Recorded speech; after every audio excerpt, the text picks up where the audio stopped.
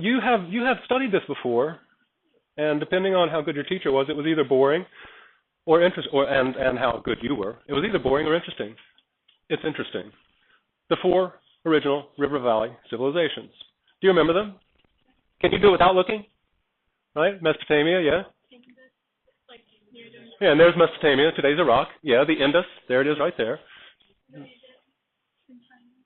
And then the Nile, Egypt. The Indus was India, and then China. Now, I've already. Do you see evidence for my claim? We may as well be talking about China as a different planet. Do you see evidence? Look at the thing. It's right there in front of you.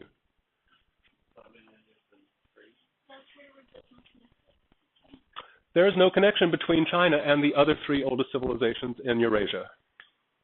And get used to that language, Eurasia, right? It's one continent. It's not 2. It's not Europe and Asia. Leave it up to Europe to call itself a continent when it's not, right? Oh, we're not. Funny. Yeah. Why would that support my claim that China may as well be a separate planet compared to the other 3?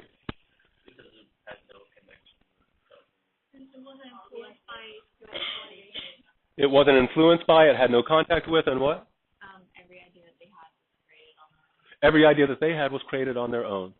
So again, I say to you, this may as well be a separate planet in its own orbit because it is not influenced by the Egyptian, the Indian, the Mesopotamian.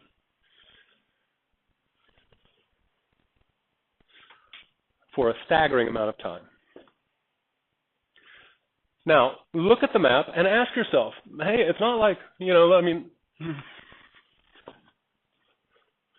1, 2.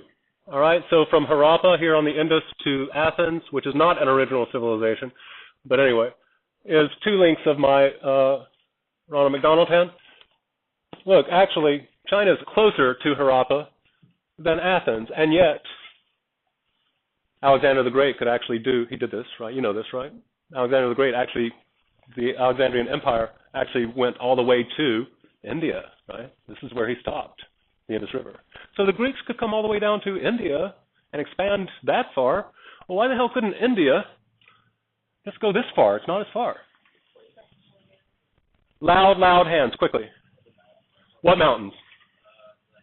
The Himalayas, highest mountains in the world.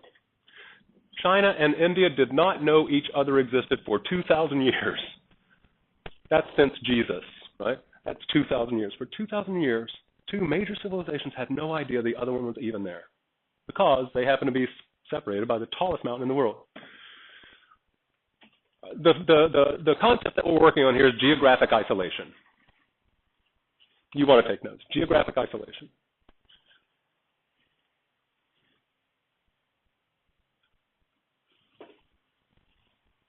Let's just linger on that. What other isolating features, if the Himalayas right here on the border with Nepal and India keep the Indians from discovering the Chinese and vice versa, they can't just walk over the highest mountain in the world. Who wants to do that? This is not the best map, so let me find a better one.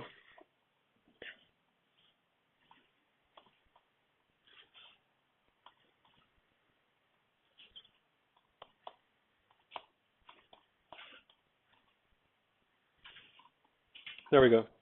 What other isolating features do you see here that keep China from being easy to enter? Thank you. I want you to know the names of the deserts. So under geographic isolation, you've got 1, Himalaya Mountains from India. 2, this desert, Taklamakan, right there, to the west.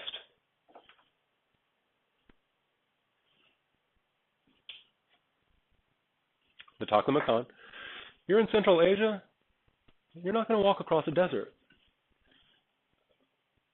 unless somebody's chasing you and you can't go in any other direction. And then up here, so that's to the west, notice, sort of the northwest. The southwest, you've got the mountain, Himalaya. Northwest, you've got Taklamakan. And then due north, you've got the Gobi Desert, G-O-B-I, the Gobi Desert in Mongolia.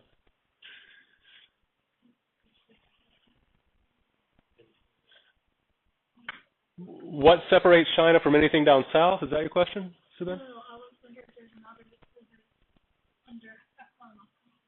Oh no, this is the Tibetan Plateau. So Tibet is on the Himalayan, the Tibetan Plateau is next to Himalaya. This is 3 or 4 miles high. This entire third of China is 3 or 4 miles high. And then the Himalayas are another, mile above it here. And so those are our main geographically isolating features. 2 deserts and a mountain. Clearly the Pacific Ocean, hard to cross. And what about the south, you might say? A, tropical, therefore malaria and all sorts of diseases that will kill you. B, savage, uncivilized, nothing there. What's the effect of this? Again, for 2,000 years, China looked everywhere, and they're like, wow, we're the only civilization in the universe. Everywhere we look, we don't see grand cities with sophisticated culture, politics, literature, art, silk, culture, right? Because everywhere they looked, there really wasn't any.